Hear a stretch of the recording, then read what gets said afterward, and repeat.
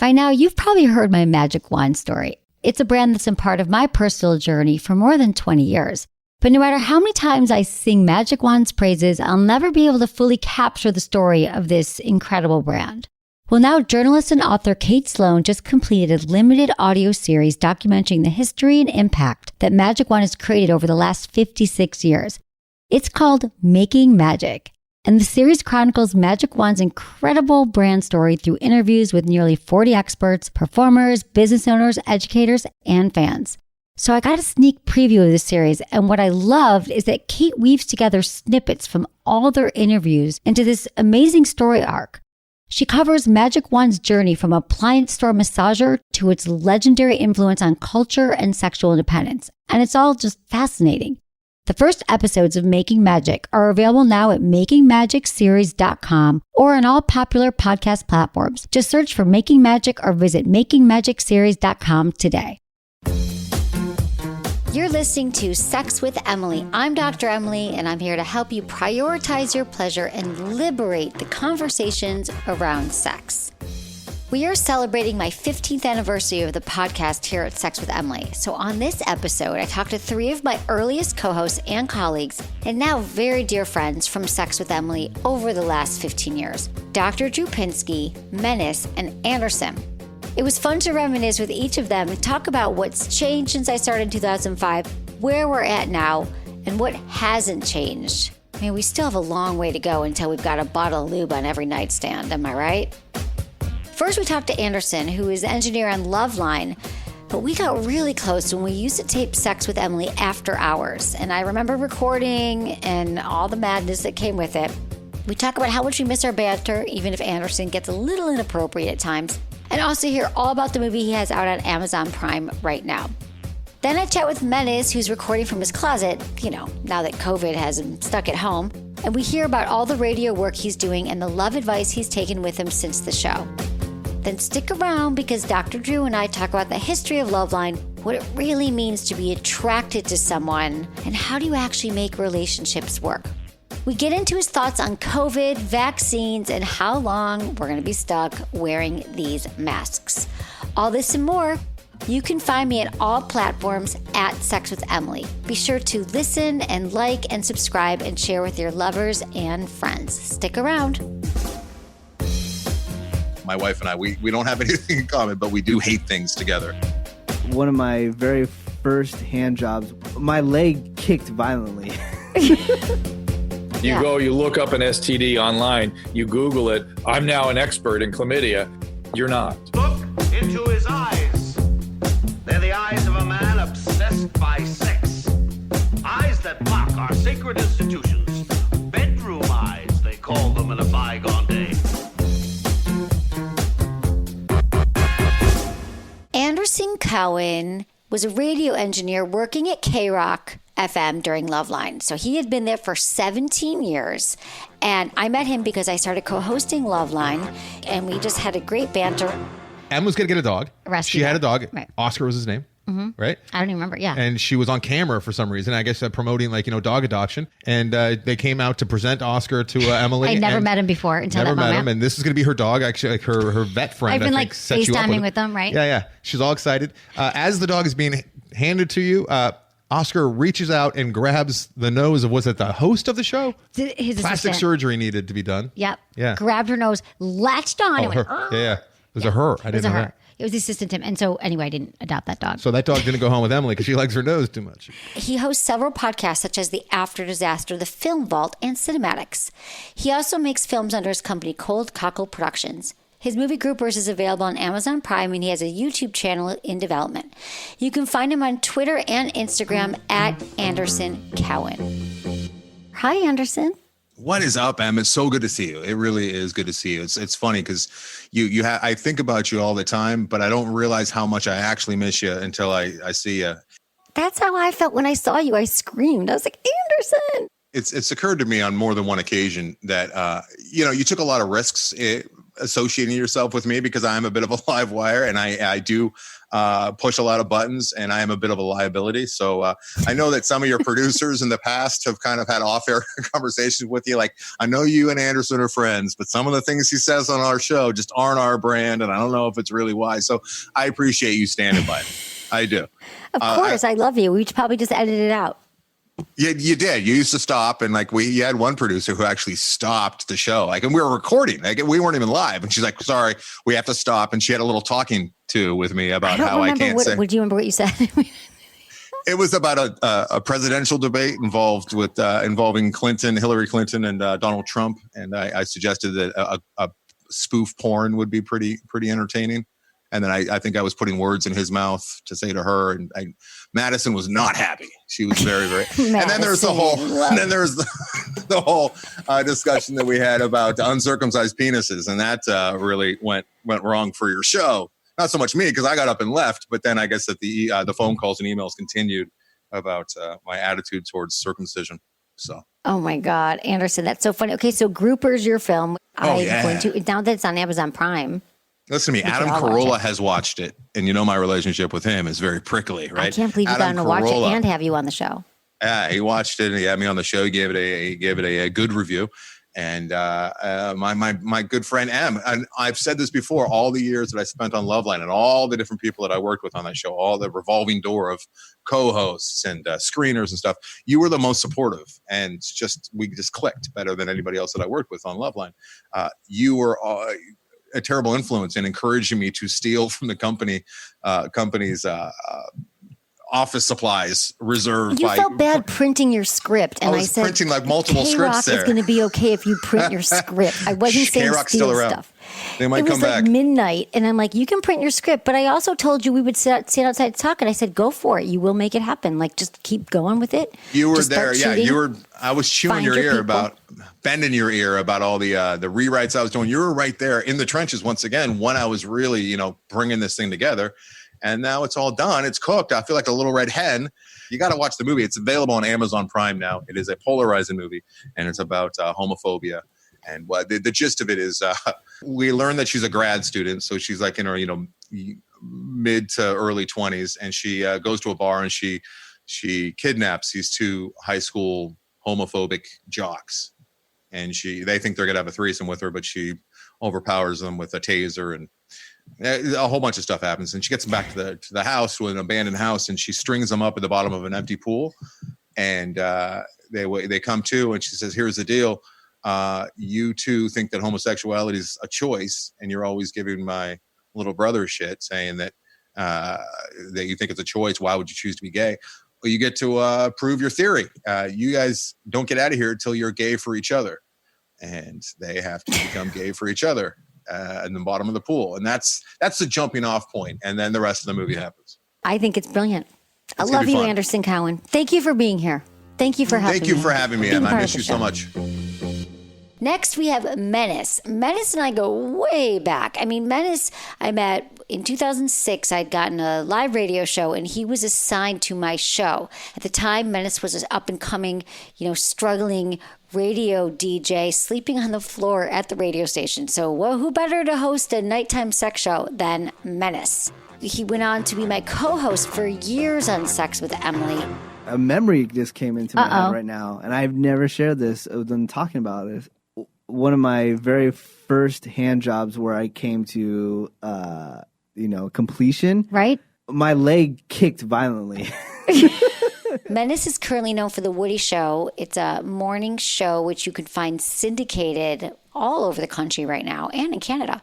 He also does a podcast with his coworkers called What's New Pod, and he's at Menace on all social media.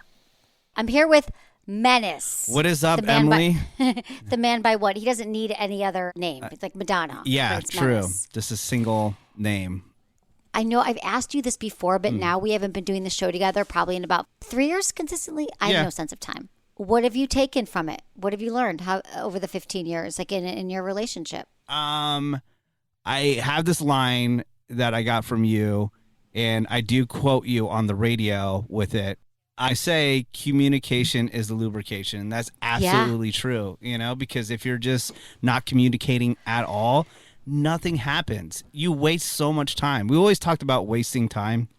If you're in a relationship that you're not happy with, like just get out, get out of it. Don't, sit there for another year or 2 years wasting your time. Or if you just broke up, don't be sad, just move on. Yeah. You got to get over to get under, or whatever that term or that saying is. You got to get over to get under. Yeah. Do you feel like that's helped you communicate more in your relationship? Definitely it has, yeah. Because before, when you met me, I was so shy, like extremely shy. Like, I'll be afraid to talk to anybody, of the opposite sex. Right. And then, I don't know, like after that, the not giving an F attitude has definitely helped me out. How do you think your confidence, because when I met you, you were sleeping on the radio station floor because you were just a youngin'. Because you were so passionate about radio, but what do you think your confidence has come from then? All these years, is it? I think the confidence has come with like something that I brought up on this podcast, I think many times. The point where I figured out, hey, no matter what happens, I'm not gonna die. It's not gonna be the end of the world. If, let's say, relationship wise, if I try to pursue somebody and then they're not into me or they don't want to go out with me, nothing physically bad is going to happen to me. Maybe emotionally for a second I'll be like, oh, that sucks. I really, would like to date that person. They're not into me. But physically, nothing's going to be bad. I can move on and, Yeah, no, you're so right. Else. You're not going to die, because we get so attached to rejection and how it feels. But realizing, let me feel the feelings and then keep going. Yeah. Well, thank you, Menace. No I love you. I love you too. You are the best. Best of luck to you. You. All the things. Come back. I miss you so much. Stick around. You don't want to miss my chat with Dr. Drew about the history of Loveline and so much more.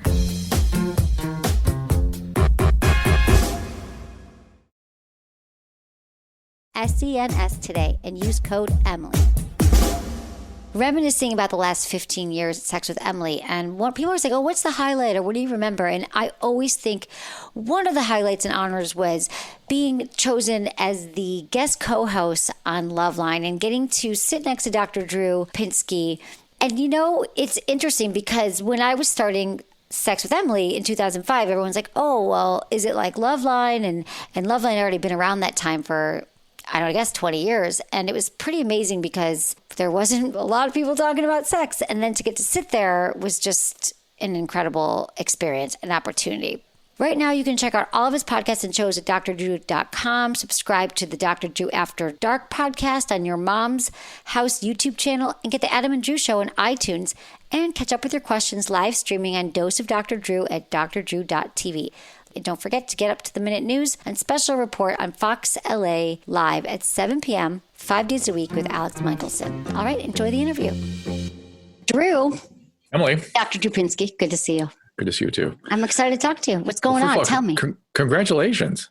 Thank you. Hasn't it been 15 years? It is my 15-year anniversary of Sex with Emily. How insane is that? I'm flashing on a trip we took to Cabo San Lucas when we ran into fans of yours in Mexico.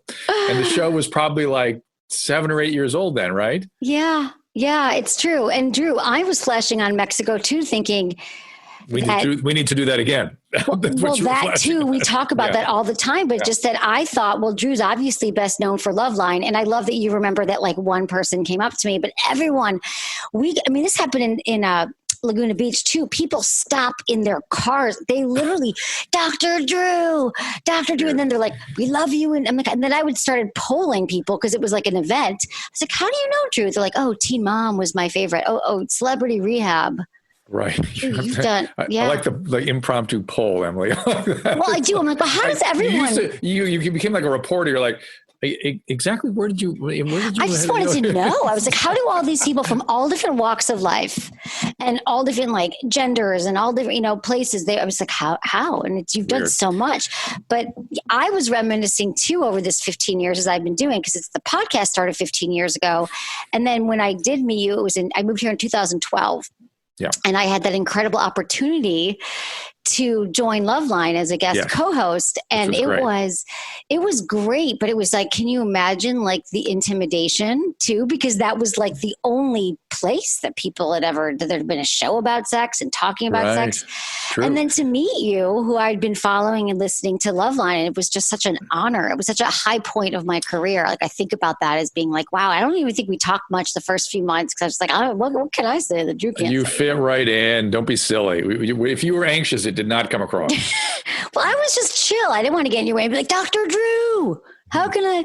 No, but it was fun. I mean, and then thinking about like Loveline really did set the precedent for this, for what I could do. Well, right. I mean, it was it's interesting now to talk about the history. You don't even know some of this. Now it's going to tell me everything. I would love to know the history of Loveline. In 1983, there was a certain Anthony Fauci. Now you guys all know Anthony Fauci, but in 83, he was championing, he was coaching up all us young physicians to go out there and educate about the transmission of what was then called HTLV3, you now know as HIV. We had just stopped calling it GRIDS and started calling it AIDS. The term safe sex hadn't been invented yet. And he was like, there are going to be 10 million dead. He kept saying that, 10 million dead, 10 million dead if we don't do something. And so it was that playing in my head that was sort of my primary motivation to go on the radio. Wow. I had this opportunity and I thought, all right, we're going to the show late in the night. I'm, look into it. We got to get out there and talk about this. And here were these unbelievable calls coming in for the middle of the night to a rock radio station.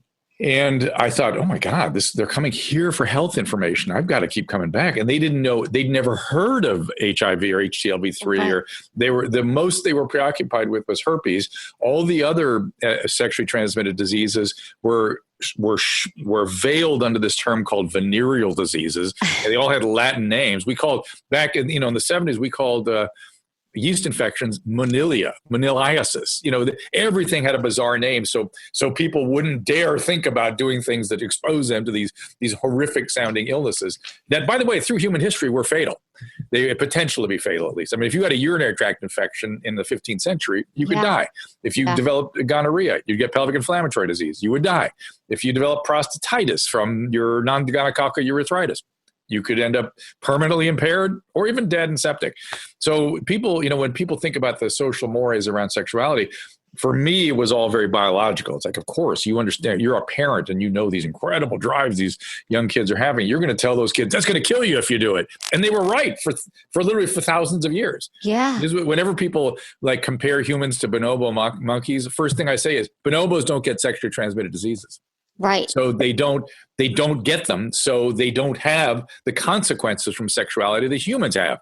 That's true. And the consequences, including pregnancy itself, which we got command over in the 60s and 70s as well. Once we had antibiotics, once we had birth control pills, we could start to deal with that biology. Then we didn't know how to deal with our relationships. And that's what I was dealing with in the 80s, was that people did not know what to do with themselves now that there was this unrestrained sexuality. And by the way, this deadly disease was burgeoning around the corner. Wow. I mean, okay, there's a lot to unpack there. Because first off, of course, they were blaming it on the vaginas. It was a venereal disease. Nothing to do with the penises. Is venereal a derivative? I think it is, isn't it? No, I think it's more like venal. More like okay, fine. I just heard that. Okay, maybe I'm wrong. Let me see. Let me look up. I feel like it is. And then it might be. That's I just thought about when you said it. I was like, shit. And then also you said that bonobos don't get STDs. What about the koala bears who are now getting chlamydia? Oh yeah, but chlamydia there's many different kinds of chlamydia. Okay, right? So it's not. Yeah, there's chlamydia that causes pneumonia. Okay, you see those little faces? I was like, oh God, what are the koala bears doing? So all the different definitions are related to intercourse. That's it. Venereal means related. Derivation, Latin of venere, sexual love. I thought it was vagina. Stems from sexual charm. See Venus. So there's the woman. There's the woman involved. It's always the woman. Yeah, it's always. That's all I'm saying. Which I don't disagree with you on that. I know. Okay, that's all I heard. Women take the hit for everything. Yeah, I know. Exactly. I know. So venereal to me was like venereal. It just was very like, not just because of the V, but like it was a little bit like women, your vagina is doing it. So Drew, let's go back to 83. Amazing that was Fauci's role. I mean, he was big in the CDC then, and University UC San Francisco, and And he really got into my skin. I took it very seriously. That Look what you did, though, Drew, because it's 1983. And if I recall, part of the story is that you were a young med student sitting there at Loveline at K-Rock with your medical journals. First day, I brought all my textbooks. Your textbooks. That's what I meant, your textbooks. I brought gynecology and infectious disease textbooks. And I was like, oh, my God. Flipping through. And you're like, how do I answer this? So it was a lot about, HIV. Well, the good news is I didn't even open them. That I was worried that I'd have to. But of course. This was, the naive idea. I was like, oh, my God, these kids don't get the most basic thing. This is all so easy. If I just sit here and answer the question, no one has told them about it. They can understand this. It's easy. And that was part of my naive idea. So the piece that everyone missed on Loveline, that for most of its journey, it was a medical show. The medical issues of adolescents and young adult, medical issues for them, reproductive health, sexual health, mental health, substances. That's their predominant medical issues. But that's the thing is, because that's how, when we do teach sex ed, it's mostly about that. It's about don't get pregnant, don't get an STD. It's fear-based, abstinence-based. But that's still what's going on today in 2020. So in a way, I don't know that our youth are better set up. Well, and you're there, thank God, and then the internet is there, and the internet fuels something called the Dunning-Kruger effect. Do you know what that is? No, but tell me everything. Dunning-Kruger, tell me more. Dunning-Kruger are two psychologists that coined a term for a syndrome that essentially explains why somebody can get up and try out for American Idol and sound like shit, and then walk off the set and go, I was great. I was awesome. That's Dunning-Kruger. And Dunning-Kruger is now ruling the land, because Dunning-Kruger is essentially believing that you have an expertise and knowledge in something you know very little about. Got it? Okay. So you look up an STD online, you Google it. I'm now an expert in chlamydia. You're not. And it's interesting. Knowledge follows a specific pattern. It goes from you're super confident in what you know. Then as you really learn more about it, you hit a valley and you go, oh, I don't know anything. Yeah. You stay there for a while until you actually start knowing something. And then you come back out, and then then many times you feel like an imposter because there's too much to know. Well, right. That's so true. I mean, I never feel like I know everything. I mean, I think imposter syndrome is like, it's like, God, there's just so much. You're always learning. That's a sign of wisdom. Knowing that you don't know a lot, that's a solid thing. It's the opposite of Dunning-Kruger. Dunning-Kruger is it's an overconfidence in knowing stuff, and the internet has given us that. So you're dealing in your show, you have some wisdom because you've been talking to people about these things, hearing how it actually affects in the human condition. Yeah. And somebody Googles it and then wants to tell you about what they know to be true. That's annoying. That's like narcissism too, right? Or like yes, ma'am. Grandeur. That's the other thing. That's the other thing that's pandemic. That is right? Trauma, talk about narcissism, Dunning-Kruger. Well, trauma is trending too. It really is. I mean, that's where it's shifted right now, is that we are all, it is trending. People are like, I've got trauma. And I do think there's some truth to that. The more I've gone deeper into trauma work myself, we've talked about the EMDR on your show, which everyone has to check out, because I love your live streaming show every night, Dose of Dr. Drew on drdrewtv.com. drdrew.tv. You can get a YouTube /Dr. Drew, Facebook /Dr. Drew. Just go to drdrew.com. I can see you every night. I know, it's been great. And that platform is now going to get distributed in India. And we're going to see if we can build a relationship with people in South Asia too. I'm fascinated by that. Because the Indian audience in India right now, there really has been in the last few years a really big interest in sexual health, all that stuff. That's great. In mental health. So I want to sort of branch out and see what's going on in the world, frankly. Yeah. So oh my God. I would love to. I want to follow with you on that journey. So anyway, we talked about this on your show a few weeks ago, but it's just like I think trauma, we used to think, well, it's just Vietnam, it was the war vets, was a trauma or major abuse or a car accident. And then you're like, no, complex PT. We have little micro traumas throughout our life. And then you're like, those build up and you get the same symptoms of someone in trauma because their brains get wired. That's right. It's an issue of brain wiring and brain-body integration. Brain integration, brain-body integration that gets off. That optimally the brain has to be an integrated system and the body has to be integrated with it, and trauma fractures it. It divides off pieces. And when we're really worried about trauma, we're worried about not so much, though this is certainly something very important, but we're not talking about combat trauma. We're not talking about earthquakes. We're not talking about 9/11. Those are traumas, don't get me wrong. But the predominant trauma we're talking about is interpersonal trauma, particularly trauma at the hands of people for whom you're supposed to trust and feel safe with. That's a shattering kind of trauma. Right. Our primary caregivers who did not care and did not give in the way that we didn't protect us from, or whatever it is. There's a lot of variations. We didn't feel safe, right? Very common, very common. And the reality is we need long periods of time with those attachments to build that integrated regulatory system I was talking about. And if you get traumatized, you exit, you leave that frame and you never go back. And so you end up being dysregulated and looking for ways to regulate yourself. And in my world, that's drugs and alcohol. Yes, it is. Sex can be one of those things. Sex addiction, drugs and alcohol. Yeah, exactly. And then you keep kind of looking for like a different, then you're attracted to partners that we think is going to be that. Well, that's two things. One is the draw to the sexuality as a drug, but then we do this crazy effed up thing humans do, which is when we've been traumatized, we repeat the trauma. And we look, and then we are attracted to. So people never talk about where attractions come from, right? Let's do it. Yeah, they always go attractions. I can't explain that. Nope, turns out you can. Turns out you can. And we have sort of, some people call it love maps, or some theorists call it that. Others call it sort of fittedness and attachment fittedness. But one of the really characteristic recreations we pursue as humans is when there's been a traumatic rupture. We try to seek that out again in our adult life. Some people say it's an attempt to sort of solve that rupture or to make it whole once and for all. We're not aware we're doing it. We just get attracted to people and places that are exactly like the rupture. And then, so of course, give me an example, like you have the classic thing. And then tell me. I just want you to do. Classic thing is I have an abusive alcoholic father who abandons me when I'm 4.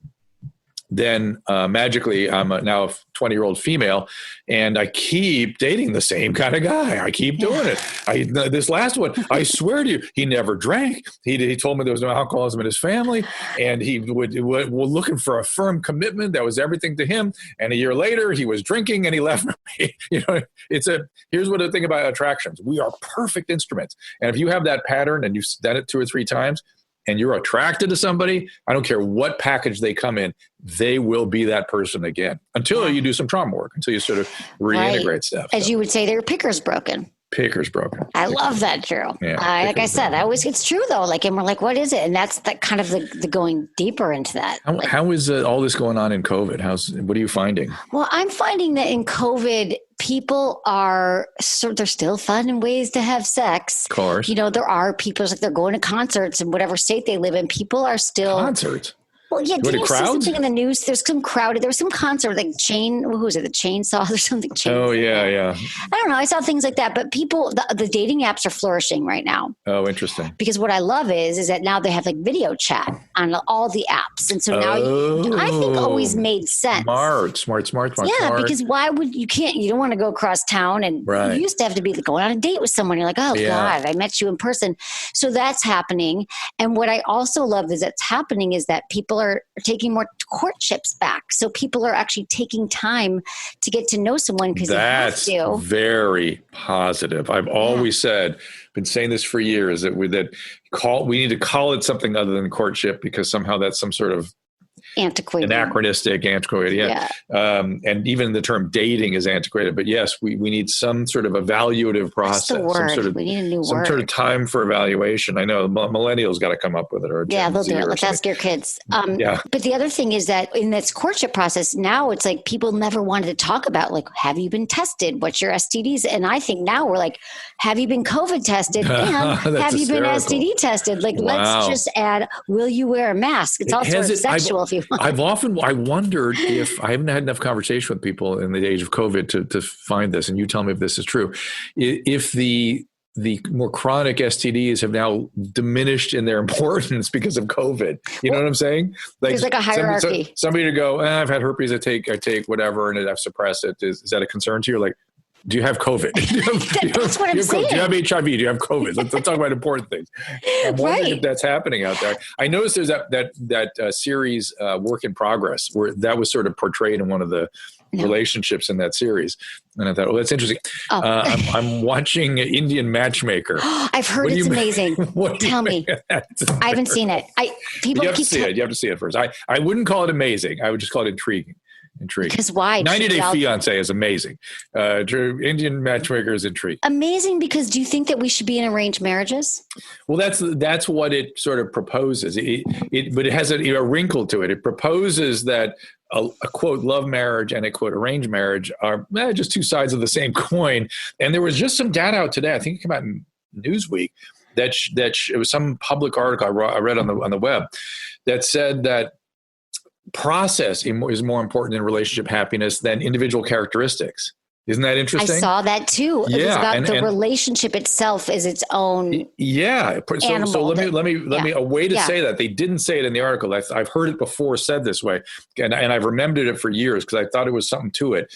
Process, meaning the dynamic of how you work through and do your relationship dynamics, the process of that is more important than the individual characteristics you start with. Not that the individual characteristics aren't important, they are, but that the process is somewhat more important. And it's another way of saying a sort of simplistic version of that is, hey, when you fight and somebody wins, the relationship loses. You need a better process than that. So resolving conflicts better, having better communication. Whatever that, that's one piece of process. Well, process would be like how I always think about it's conflicts. Like how do you communicate when things go bad so you don't get into the contempt phase, like the Gottman, like you don't get into hating each other.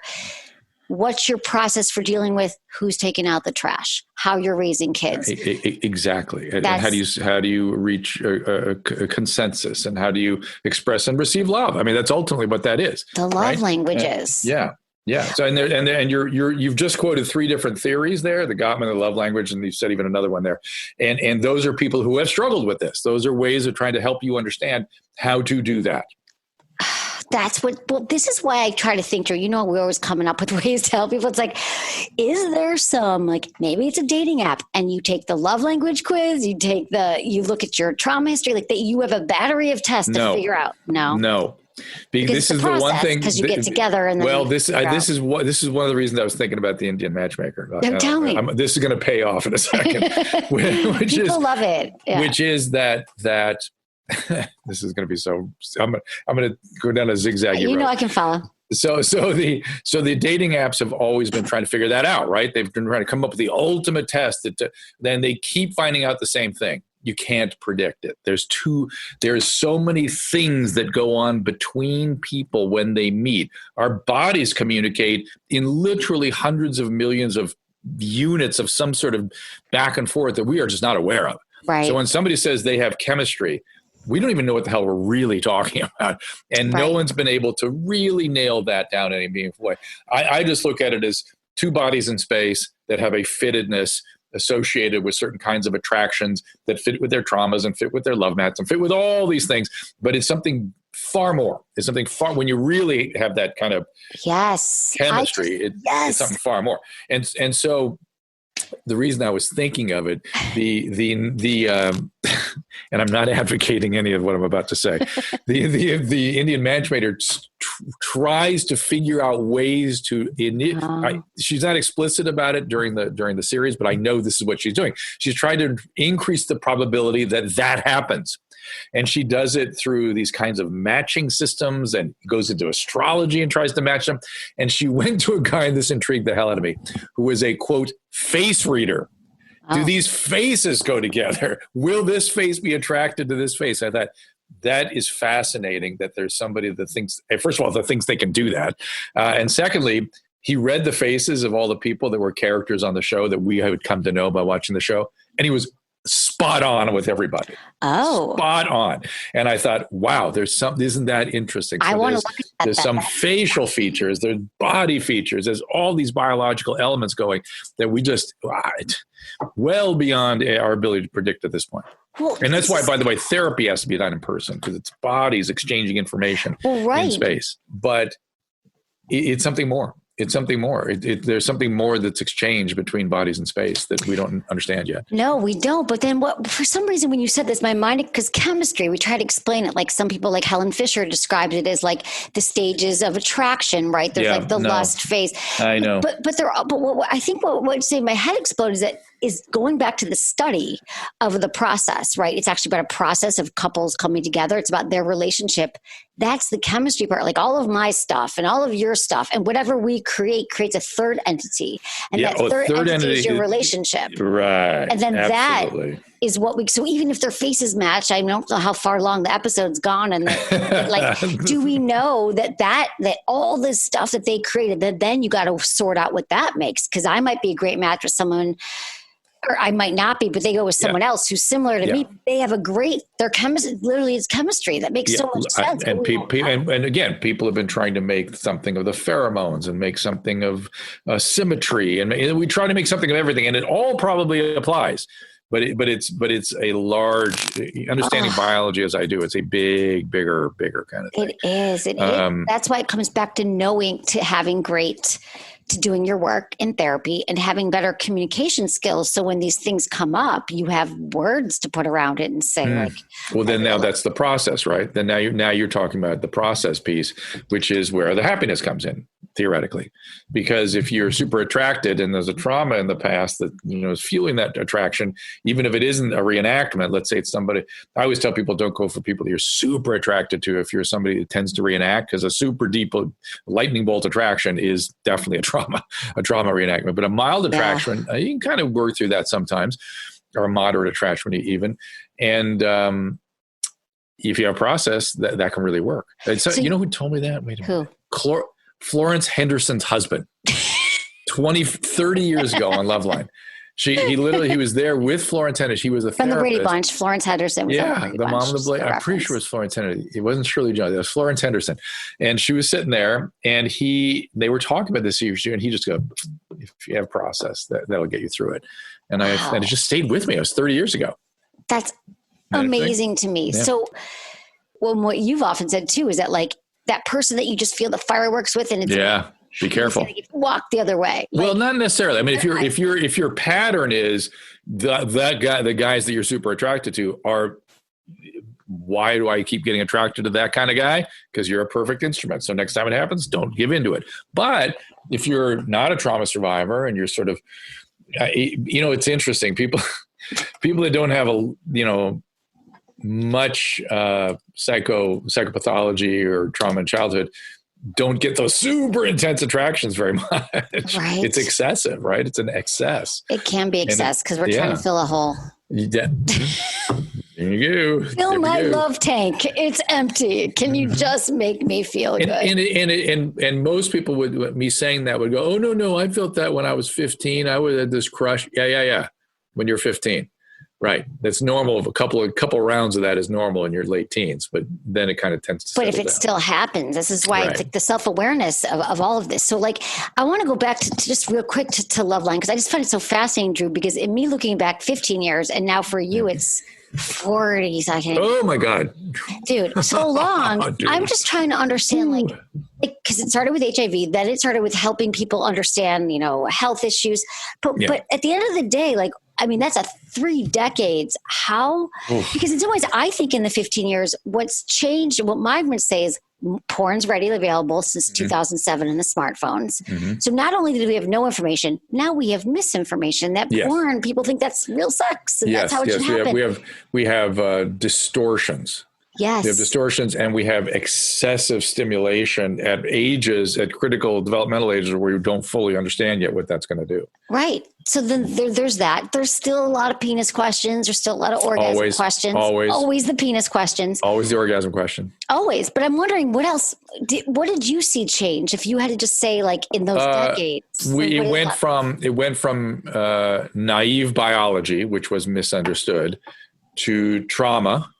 That in the 90s, that just became the theme. We were just, oh my God, everyone's a trauma survivor. That's like, it got to the point we were telling the phone screeners, like, please, not every call a trauma call. Well, give me an example. Women or whoever had experienced anything, abuse a of lot child, of rape, sexual abuse. sexual abuse. That's what I thought. It became very sexual abuse heavy. Okay. And then with physical abuse and abandonment sort of streaming in between the sexual abuse stories. And the sexual abuse was out of control, I believe, in the 70s and 80s. It was insane. And so we started hearing about it in the 90s.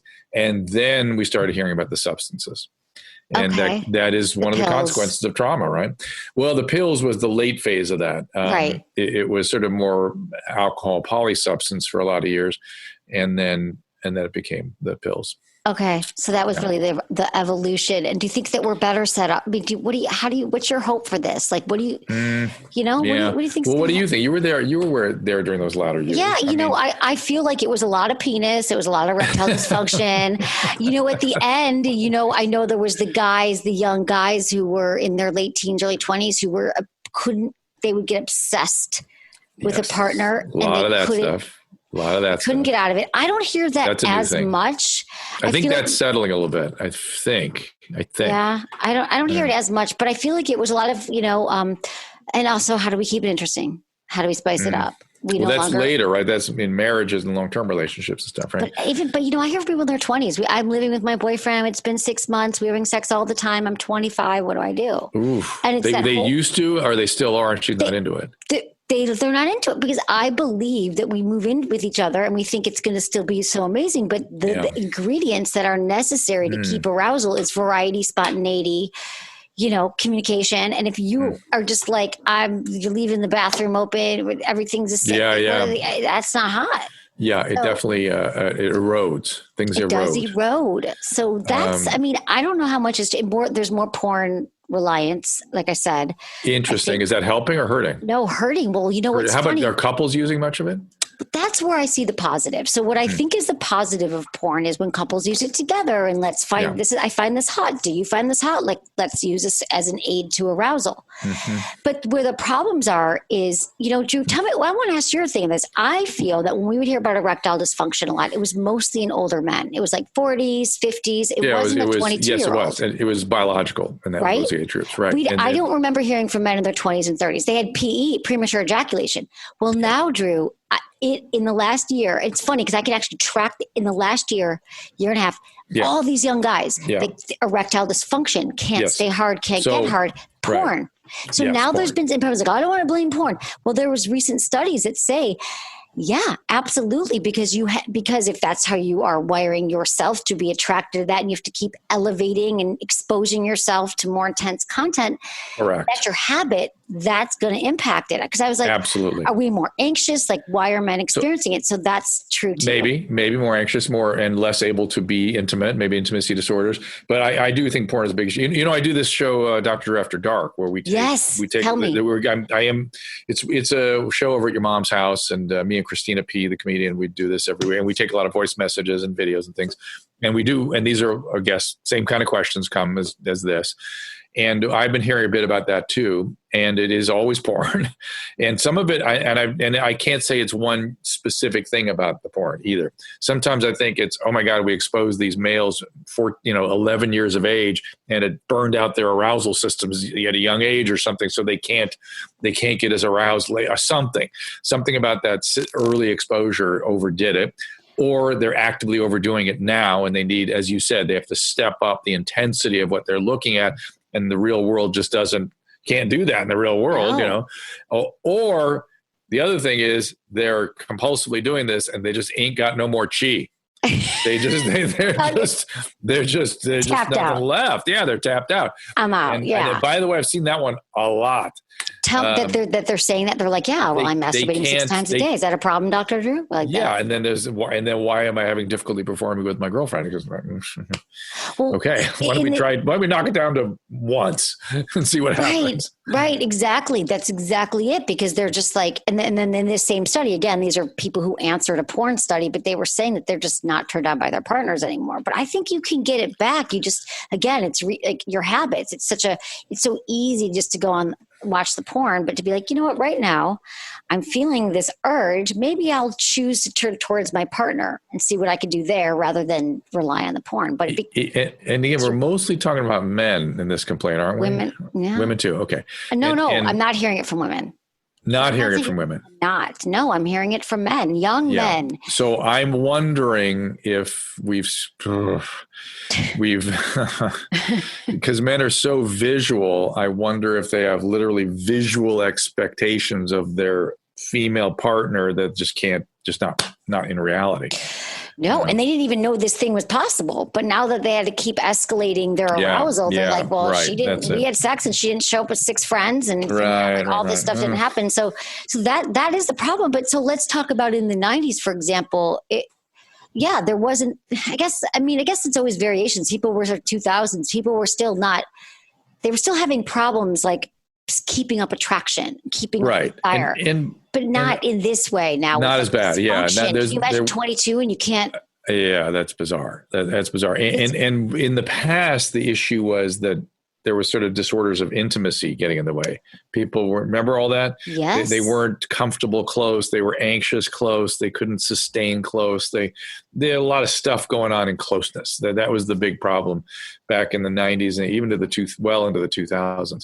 There wasn't this drug intervening. It's a drug, Drew, right? Yeah, between the partners. Yeah. Well, with all of your work in substance abuse, would you add that to the other, like those drugs, alcohol, sex? 100%. Sex and porn being 100%. That's in fact, when you do your first step on a 12-step program, you have to do a sexual inventory because that's always part of the deal. So what do we do about that? What would you say? Is it sort of like decreasing your use? Yeah, you've got the screen. I think we will look at these screens the way we look at tobacco in about 10 years, maybe 20 years. Interesting. The problem is we're so much more dependent on the screen than tobacco for so much of our life. I don't know how we reconcile that. I don't know. I don't either. I really don't.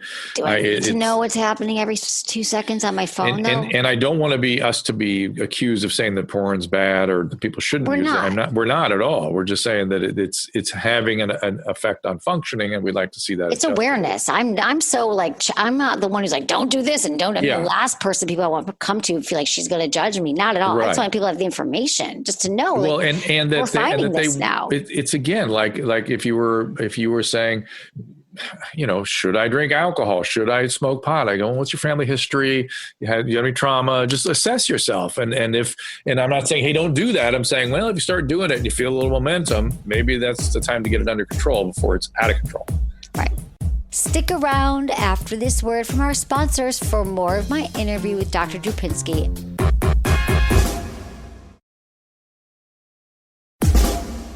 How are you? By the way, we haven't gotten there yet. Okay, I'm good. I'm depressed as hell with this COVID thing. I'm depressed, man. Okay, because you're such a doer, meter. You're so is that what it is? Like being out. My life was stolen from me. We had a whole 6 months of stuff going on that I was looking forward to that just got ripped off. What? Like personal, professional? Travel and speaking. And finally we were going to go do some stuff. Susan and I were going to go do some traveling and stuff. We just had a ton of stuff we were going to go do and engage. Things I was really looking forward to.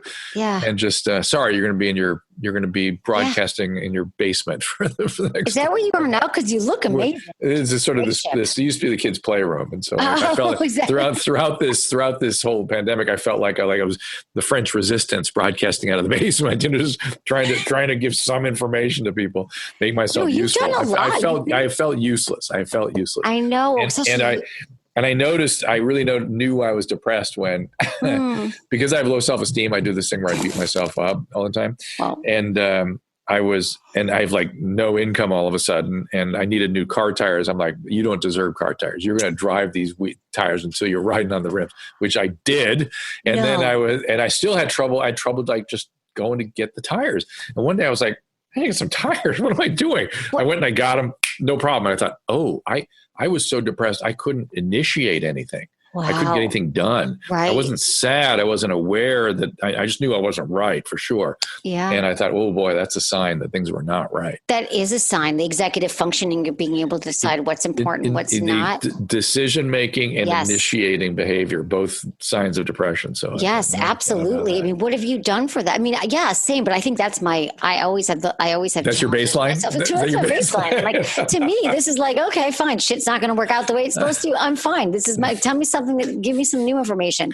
Good. Resiliency. Good for you. I'm very resilient. I have to say that's tenacity. Like when shit's thrown your way your whole life, I am very resilient. Like to me, it's one of the benefits. Yeah. It's funny, dude, with the self-esteem. It's like, oh God, that's a whole other thing. How do you have the confidence and how do you build it? I think it's, confidence is not esteem. Esteem is set by about age 5. And it's very hard to change it. It essentially doesn't change. And I've always, late in my life, most way through my life, I felt it was an asset to have low self-esteem because I had enough therapy that it doesn't bother me. I don't feel bad about myself, though when I get into moods like I was doing that, but I don't normally feel bad about myself.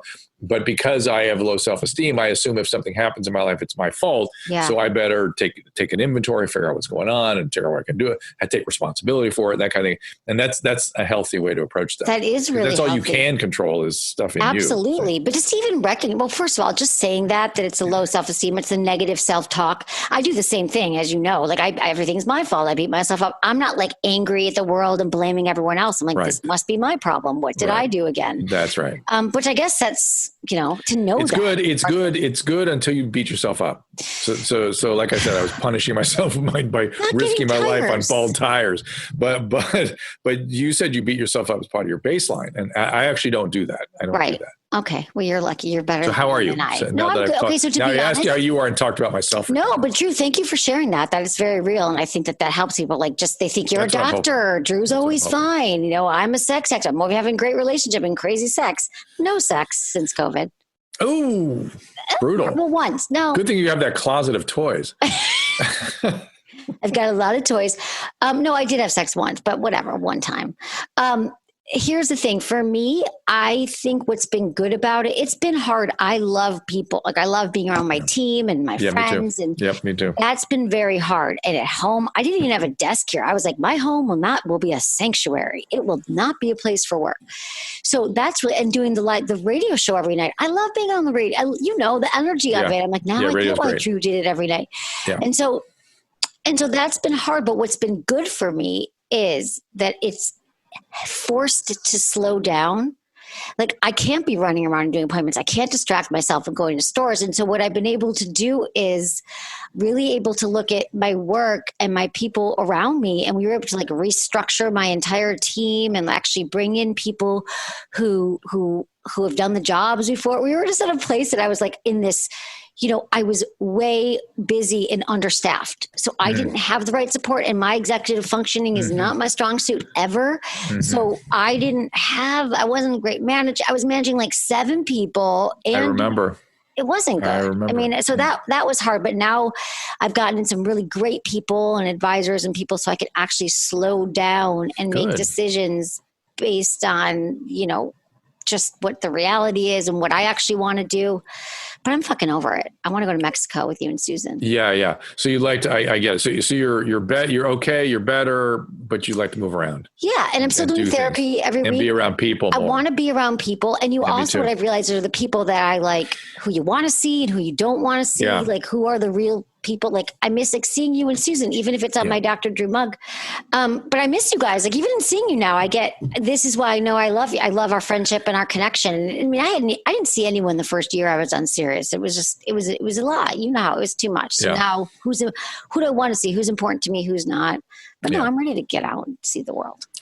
Yeah. Well, we got a few more months to go, I think. Do you? What do you think? Vaccine, man. I've signed up for 2 different phase 3 trials to be a human subject because I can't get the vaccine fast enough as far as I'm concerned. I think I have a certain amount of risk for COVID. I get beat up by viruses terribly. I had H1N1. I had that and it almost killed me. Did? Oh, it's brutal. Back in 2009. And so I figure I'll get cytokine storm and all those good complications if I get it. So I would like that vaccine. I've been reading the technology. I love the biology. I'm into it. I want to be a part of moving this thing forward. So I've signed up. So okay, that's great, Drew. I'll be pissed if I get a placebo, but You know? Okay, but you can't do that part of it. But you've been huge. Even at the beginning of COVID, you were there. I was watching you. I was stuck in Hawaii for a month. You were? Yeah, you didn't know this. I didn't even know that. Yeah, I was on a retreat March 9th to the 17th. Oh my goodness! In Maui, and on like the 14th, 15th thing, I was turning to you on the news, seeing what Drew was saying about it. And this was on the Channel 11 stuff. When I was on Fox 11. Oh my gosh, Fox, all that, and I was like, oh shit, this is bad. And then, 15th, 16th of March, things started closing down.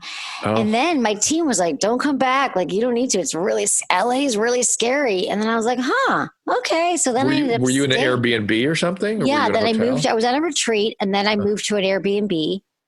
So tell me right now the plans. Are you home then? You're just homebound? I'm stuck. Every time we start making plans, it gets aborted. I'm going to Atlanta to give a talk in a week. Okay, well, so that's I'm good. finally going to do that. Good. And we may go to New York to see what's going on there, just to touch base and see our friends and stuff. Okay. Sort of see what's going on. I have a lot of faith in the mask. I believe masks and hand washing really does work. Uh-huh. I'll just give you a case in point. Tell me. In Missouri, 2 women with active COVID, they didn't know they had it until the end of the week. They were hair cutters, stylists. Oh God. And the 2 of them with masks and proper technique and stuff, cut 140 people's hair during that week with active disease. How many people do you think caught it? None. 0. 2. Wow. 0. Except they went into the break room, the break room, took their masks off, and then their peers got it. Their peers got it so they took the mask off. It transmitted. This is an amazing story. It's a good case example of wear the mask. It doesn't transmit. Take the mask off. It transmits.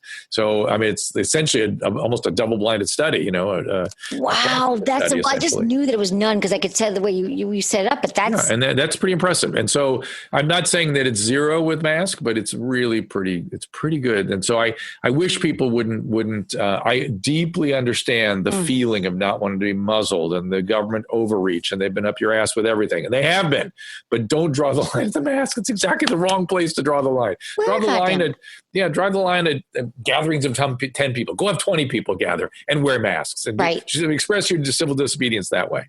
So, but wear the mask. Thank you, Drew. That's very, very helpful. Because you're right. Like, just it's not that hard. And I feel like if they're not going to wear masks, they're not going to wear a condom either. Just remember that. They're not going to care about your sexual health. Listen, I'm telling you that the way public health messaging goes is if you're inconsistent, hypocritical, or exaggerate, you will lose the public for many generations. I call it the reefer madness syndrome. If you exaggerate the effects of pot, they don't want to talk to you about pot anymore.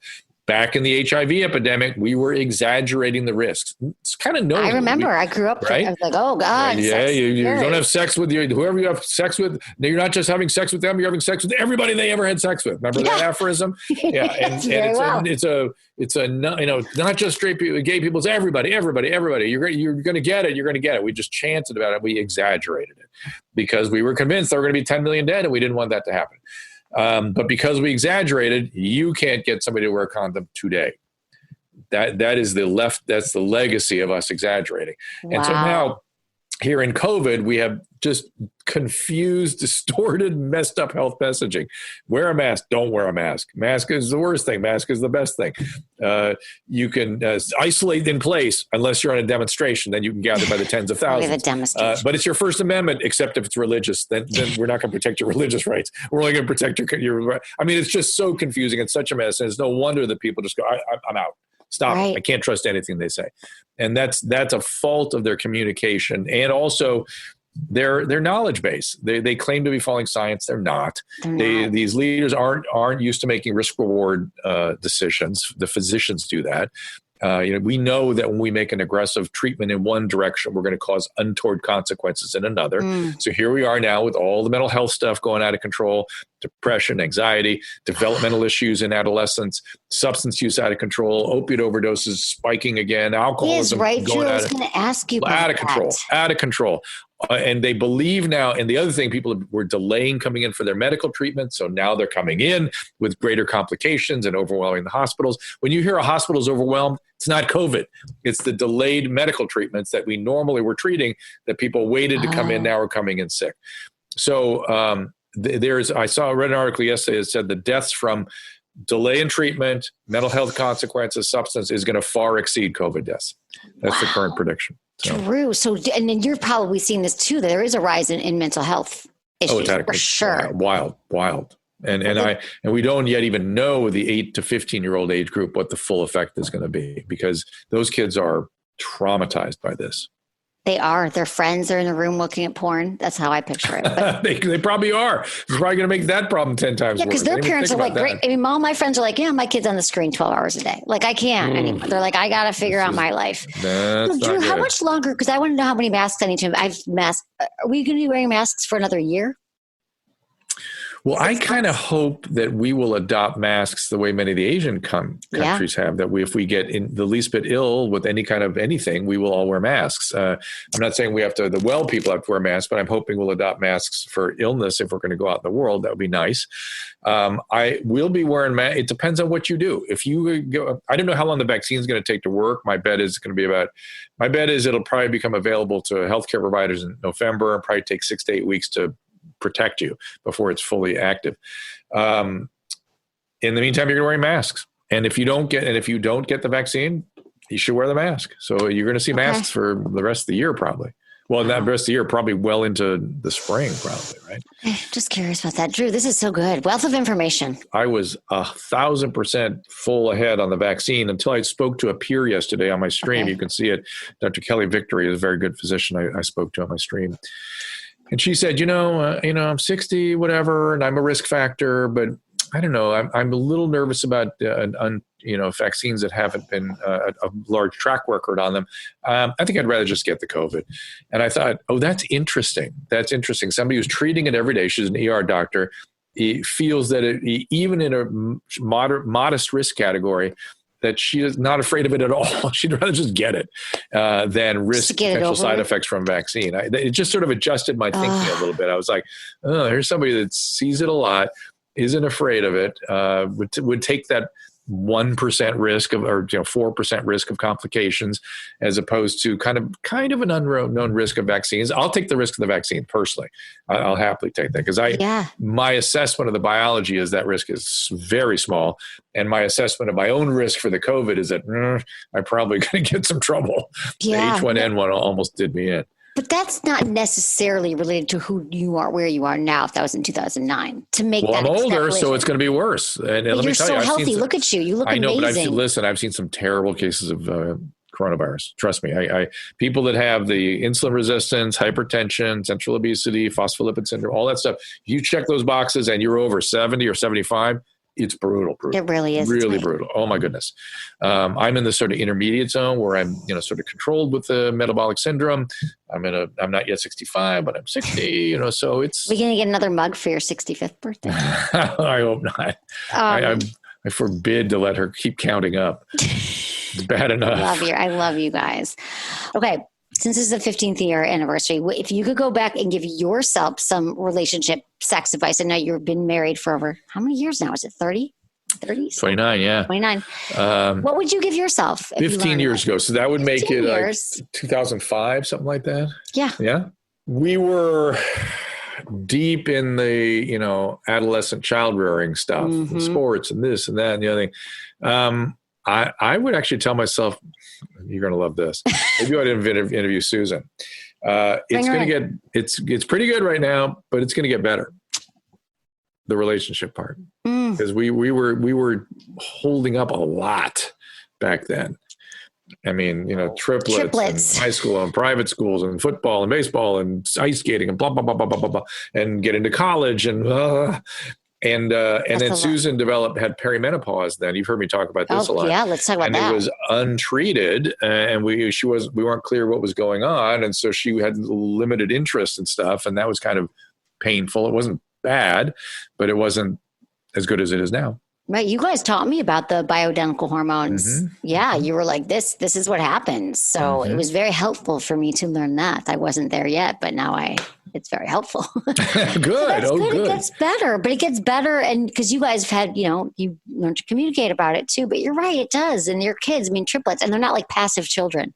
They're all brilliant in their own way. And they're all back. Well, 2 of them are back now living at our home, which is kind of crazy. Are they? I want to come see you. Can I come over with a mask? Yeah, come over anytime. Just call Susan. Text her. It's under. Of course, I know Susan's in charge. Anytime. Okay. And but I was just thinking this morning that I'm so grateful I kept this house that we reared them in, because we were just thinking, we're going to get a condo somewhere. And because we have space for them, and it's easy to accommodate them. So that's good. Yeah, I love your house. It feels like, and I just want to thank you too, Drew, because when I moved here, I didn't have a lot of close friends. I knew some people from college, but you and Susan have became like just truly close friends here, and really just made me feel home and comfortable. Like we've spent Christmases together and gone away, and just, I don't know. I love you. I love you. I love you both. And I'm so grateful for your friendship and your just your support and just spending time with you. And best memories. Thank you to you for the same for me. I really do appreciate it. Really, because you've given me a lot of support and a lot of interesting times, and we've gone out and done fun stuff. We have fun. Bought a purse together.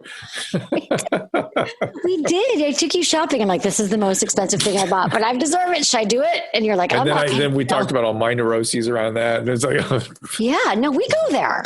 Yeah. We do, which I appreciate. So thank you, Drew. And goodbye. So we're going to do an intro for this, but Drew, drdrew.com, all the places. Yeah. The Facebook / Dr. Drew. It's all one word, DRDREW. YouTube, Dr. Drew. YouTube is where we're looking for people, and drdrew.tv will give you a blast when we do that stream on a daily basis. Okay. And come be a part of it. I watch a chat, and sometimes we're taking calls too. We sort of changed the name. We call it Ask Dr. Drew if I'm taking calls. Okay. The other one is just called Dose of Dr. Drew. But I watch your questions on a chat stream and try to address stuff. Right away you can address it. That's amazing. Everyone go there. Check it out. Yeah. You're still working a lot, even though you're in. No, this is all like just keep me sane. I'm doing that Fox 11 show locally here. It's not Fox News. It's Fox. Right. Fox Network. So think Family Guy or Simpsons, that kind of Fox. And that has kept me sane. That is actually the one thing I've looked forward to. Is that every night? Weeknights at 7. And it's good. It's like kind of a hybrid newscast / talk show. And we I love this. It's local, right? So we talk a lot of Los Angeles leaders and things like that. And there's been a lot going on in LA. What have I missed?